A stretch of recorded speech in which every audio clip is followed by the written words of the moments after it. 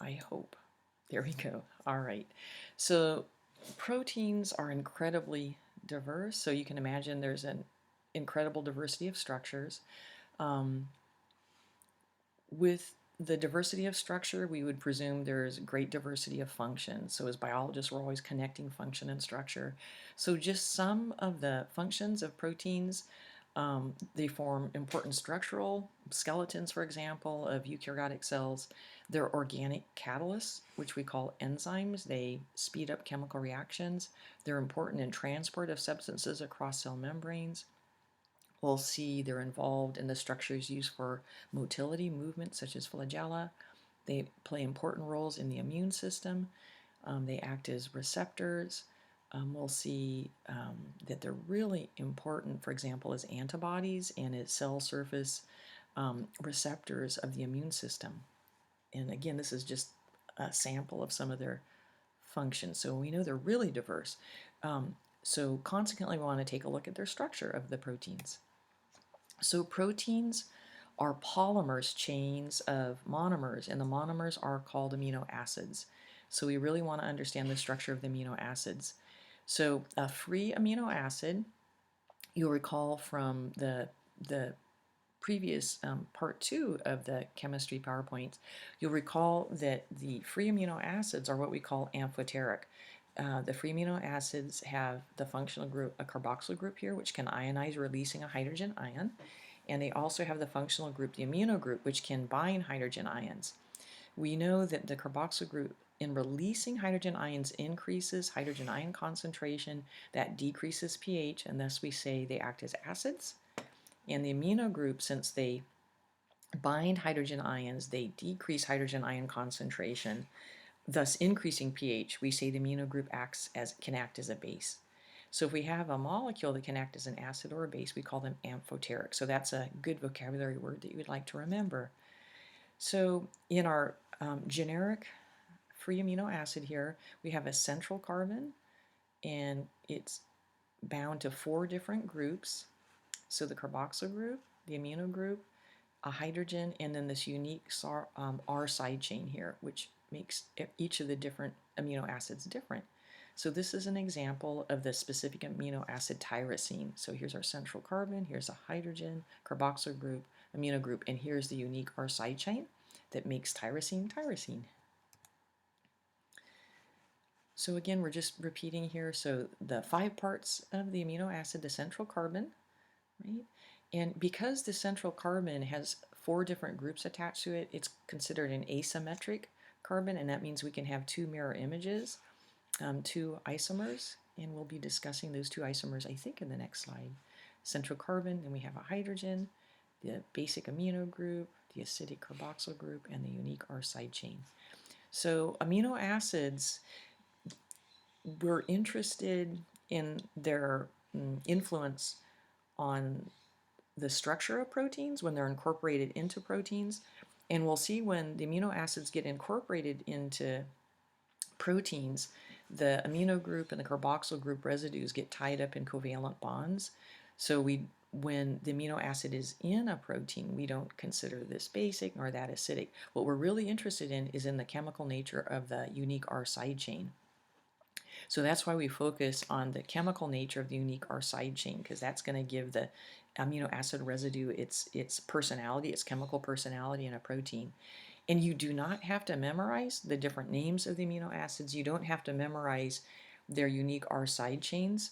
But here we have, just as an example, this is like our simplest amino acid, glycine, in which the R group is just a hydrogen. Here's phenylalanine, and in blue is its unique R side chain. With these ring structures, remember, if there is not an abbreviation for a chemical element here at the angles, the corners, we presume carbon is present. And we also presume that the carbon is linked to sufficient hydrogens to make sure that there's a total of 4 covalent bonds with each of the carbons. Now, since this R side chain is made up of carbons and hydrogens, so we're going to have carbon-carbon, covalent bonds and carbon-hydrogen covalent bonds. Since we know the carbon-carbon, carbon-hydrogen covalent bonds are nonpolar, that means this R side chain of phenylalanine is classified as nonpolar and thus hydrophobic. So it's a chemical nature of the R side chain that determines how that amino acid residue will influence protein structure. Here's cysteine. This is a cool amino acid because it has that cool sulfhydryl group, and we'll see that that's going to play an important role in stabilizing the three-dimensional shape of proteins. Here's glutamine, so we got a bunch of carbons, hydrogens. Here's a carbonyl group right there, and there's an amino group. And then finally with aspartic acid, really cool, carboxyl group. We know the carboxyl group can ionize, releasing hydrogen ions. The pH drops, and thus aspartic acid would be classified as an acidic amino acid. As we mentioned, since there's a central carbon with 4 different groups attached to it, that means that there can be 2 mirror images. And these 2 mirror images are referred to as stereoisomers. I call them optical isomers. And the 2 stereoisomers are the D and the L. So the L isomers, these are the forms that are most commonly found in nature. And this is important to remember, you guys, that it's the L isomers that are found in proteins. We will see later in lecture that there are the D isomers of amino acids in nature. It's just they're not found in proteins. In proteins, it's always the L isomer. This is just a little diagram to show you the 2 mirror images of an amino acid. And again, it's like your right and your left hand are mirror images of one another. So again, do remember that it's the L optical isomer that we always find in proteins. We can find the D isomer in nature, and the one place that will make kind of a big deal is that you will see the D optical isomers in peptidoglycan of the bacterial cell wall. So if we're going to make a protein, we have to covalently link the amino acids together, and this is going to be done in that classic process, dehydration synthesis or condensation reactions. So here we have our reactants. Here's our first amino acid, glycine. Here's our second amino acid, alanine. Through electron rearrangements, then we're going to remove the elements of water. So here's a hydroxyl from glycine, the hydrogen from alanine. That's going to be removed. So as a result of that electron rearrangement, we're going to have what's now called a dipeptide. The residues of the 2 amino acids are linked together by this new covalent bond. And it's important, you guys, to know that this new covalent bond linking 2 amino acids, it's called a peptide bond. And then our other end product is going to be water, thus dehydration synthesis. And can we drive this reaction in reverse? And the answer is yes. We can reintroduce the elements of water, break this covalent bond, so we'd be breaking the dipeptide back into the original amino acids, and that process would be called hydrolysis. There's 4 levels of protein structure, and we have really cool models that we'll show you in lecture. So the 4 levels of protein structure are primary, secondary, tertiary, and quaternary. In the primary level of structure is the primary level of proteins are the unique amino acid sequence of the protein. So sequence is really important. Composition means which amino acids are present and how many of each amino acid. Sequence is the order of each of the amino acids. So in lecture, we'll give an example where you could have 2 proteins that have the same amino acid composition, but their sequence would be different. And if the sequence is different, that means their primary level of structure is different. If I asked you what stabilizes primary structure, you're going to tell me it's the peptide bonds between the amino acid residues.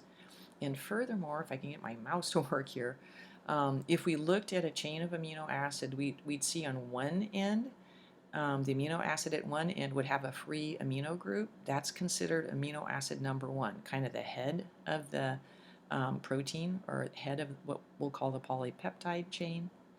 And the opposite end of our protein, the tail end, the caboose, would have a free carboxyl end, and that's considered the end or the tail. So we have an N or amino terminal end, we have a carboxyl terminal end. And the convention is we always start sequencing, counting, numbering the amino acids, always starting with amino terminal end. So this would be amino acid 1, amino acid 2, amino acid 3, and amino acid 4. And again, you might think, well, who cares? Well, it's that unique amino acid sequence that's going to determine all other higher levels of structure, and thus it's the amino acid sequence that will determine the protein's function. So that's kind of cool. And again, it's really important, you guys, that we know that in a chain of amino acids, the amino acid at the end with the free amino group, that's amino acid number 1. And then at the opposite end of the chain, the amino acid that has the free carboxyl group, that's the tail end, the caboose. And furthermore, when cells are making proteins, they can only add amino acids to the carboxy terminal end. So it's really it's really important we understand the direction in which the proteins are synthesized. And again, just good exam questions, you guys. These new covalent bonds that link the amino acid residues together, those are called peptide bonds. The next level of structure is when spontaneously the polypeptide chain, the chain of amino acids, starts to coil and bend. So the secondary level of structure is referred to is, there's 2 examples that we give here. The alpha helix, it looks like a little spiral staircase. And then another secondary structure is our beta pleated sheets. If I ask you what is going to stabilize the secondary structure, it's going to be hydrogen bonds formed between the residues of an amino group from one amino acid, and then we're going to form a hydrogen bond with oxygen, a residue of a carboxyl group, further on the chain. So this is what's going to stabilize these cool alpha helices and beta pleated sheets. Notice so far the R groups haven't gotten involved at all. It's only at the next level of structure, tertiary level of structure, that the R groups start interacting. Very often in proteins that consist of a single polypeptide, it's at the tertiary level of structure that they gain their functional conformation. That's when they become functional. Again, this cartoon is nice because it shows you those hydrogen bonds forming between the residues of the carboxyl groups and the amino groups here, stabilizing alpha helix, stabilizing the beta pleated sheet. In the tertiary structure, again, the polypeptide chain, the protein, further folds spontaneously into complex 3-dimensional shapes. And again, in proteins that consist of a single polypeptide, this is often when they become functional. So we call it the functional conformation. What stabilizes tertiary structure? It's R group interaction and R group water interactions, which I think we'll see on the next slide. So I love this slide because this gives us an example of all the different R group interactions. So here we see the R group of an amino acid on one part of the chain is forming a hydrogen bond with members of the R group on a distant amino acid in the chain. So there's that hydrogen bond. This is an example of 2 R groups that are nonpolar and hydrophobic. There'll be really, really weak attractive forces there, but again, they help stabilizes the tertiary shape.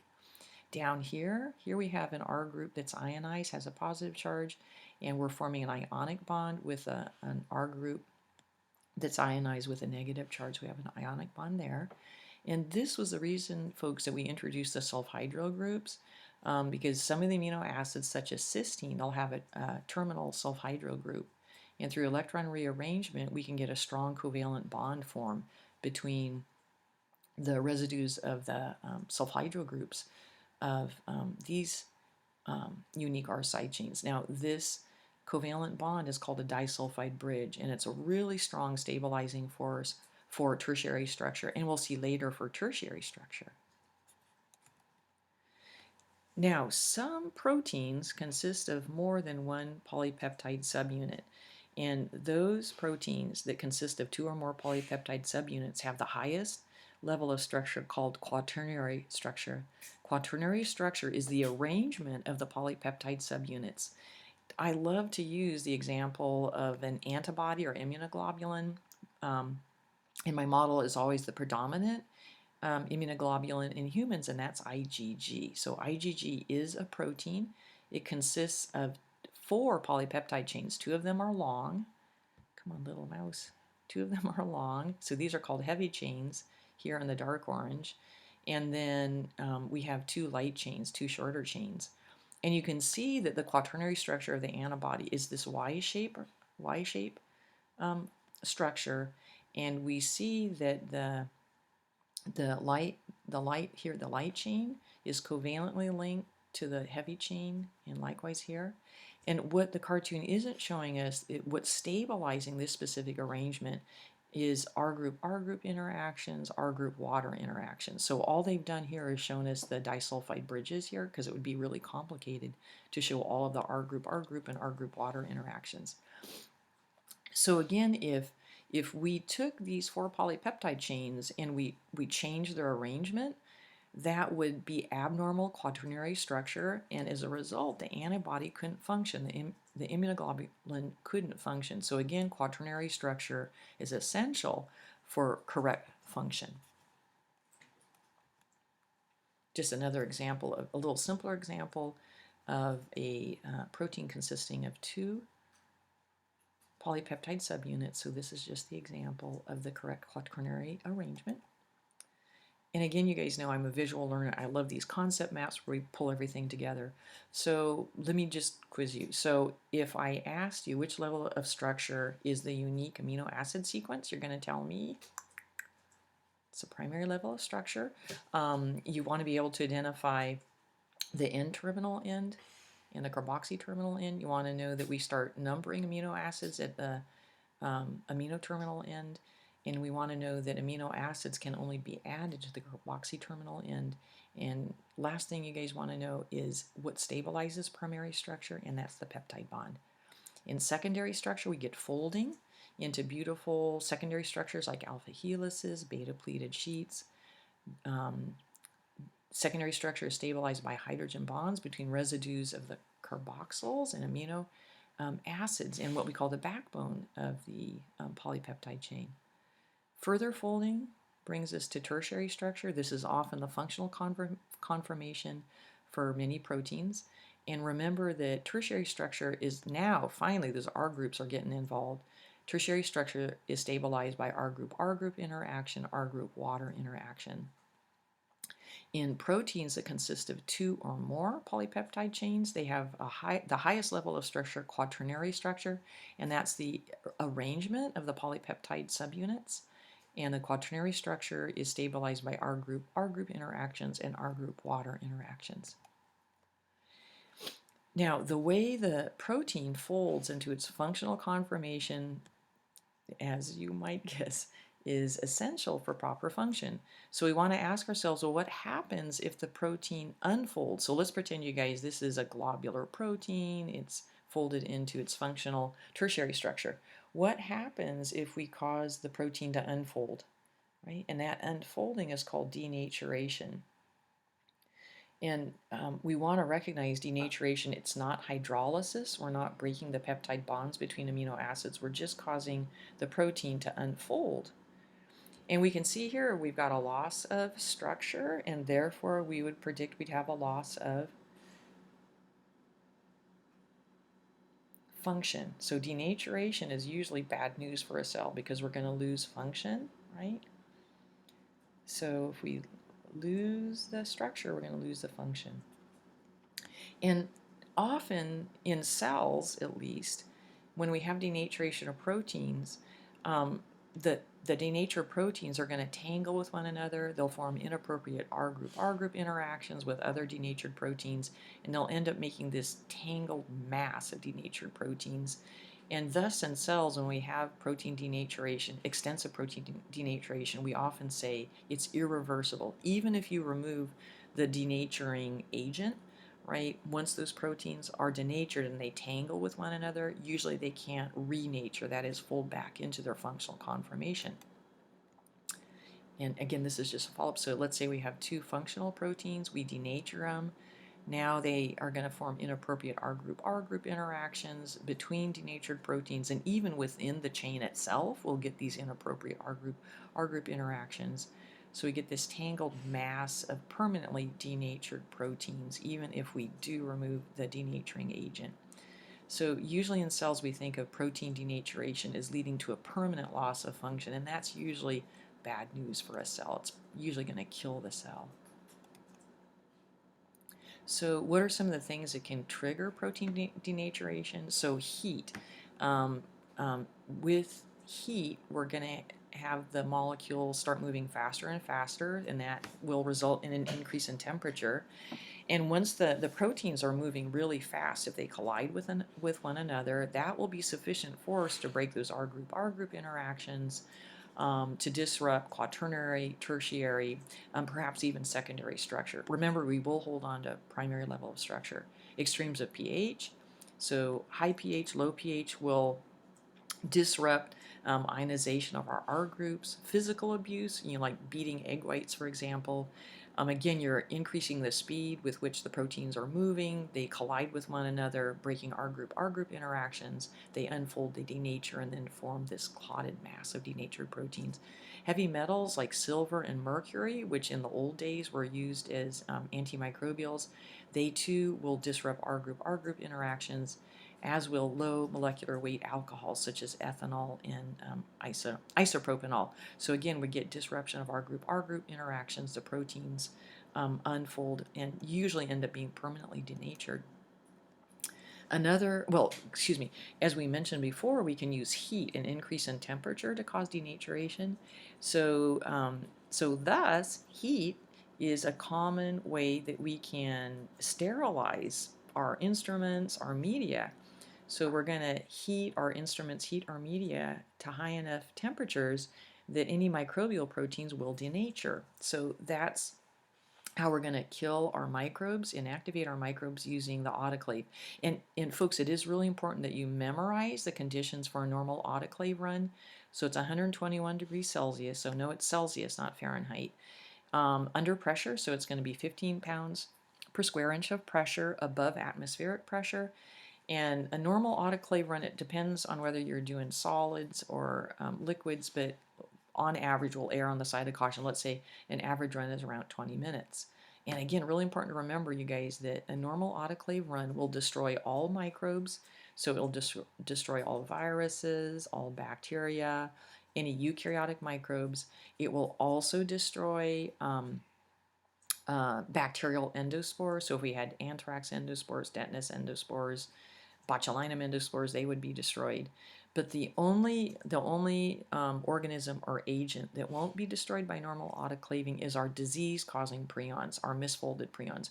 Our good normal prions would denature. It's just the misfolded disease-causing prions that won't be denatured, and that means surgical instruments can remain infectious even after they've been autoclaved. So that's quite a nightmare for hospitals.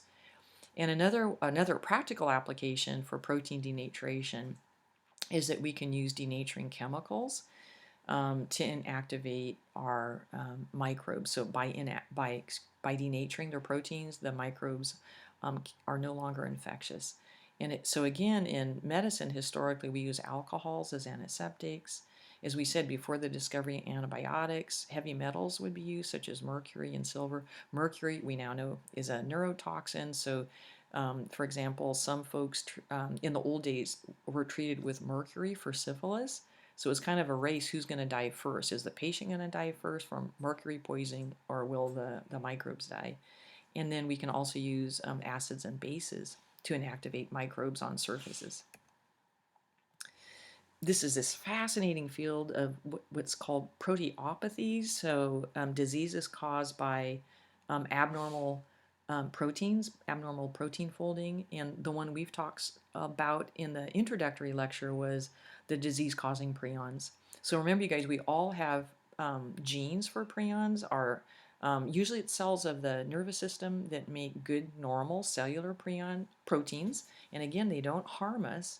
It's only when they fold abnormally that they turn into disease-causing prions.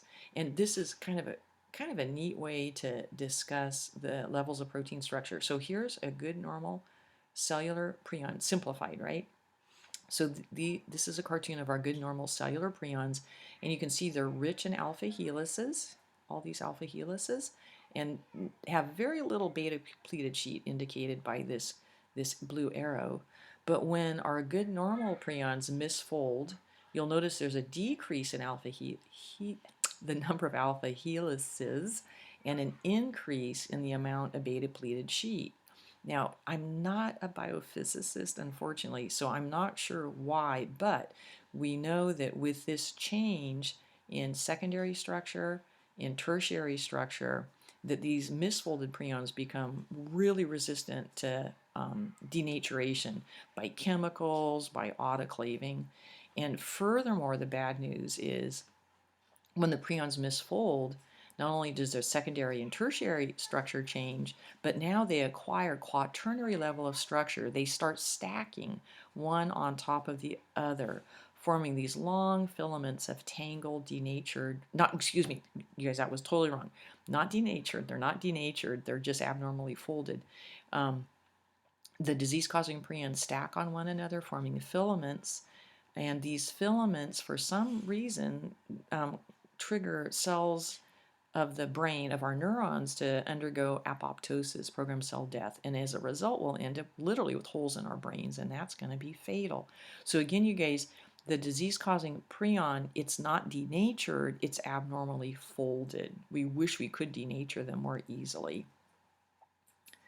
All right, and let's see what we have next here. And this is just a result.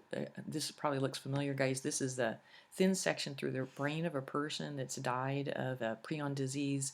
It's been stained. We're looking at it with a light microscope, and our brain should be, really cellular. So we don't want to see literally these holes in the brain, and these holes again were caused by the misfolded prions, right? So remember, the prions cause a family of diseases known as transmissible spongiform encephalopathies, TSEs. And bad news, you guys, as we mentioned, normal autoclaving won't destroy them, cooking won't destroy them. And that's of concern because now we know the prion disease of cattle, called BSE, bovine spongiform encephalopathy, or mad cow disease.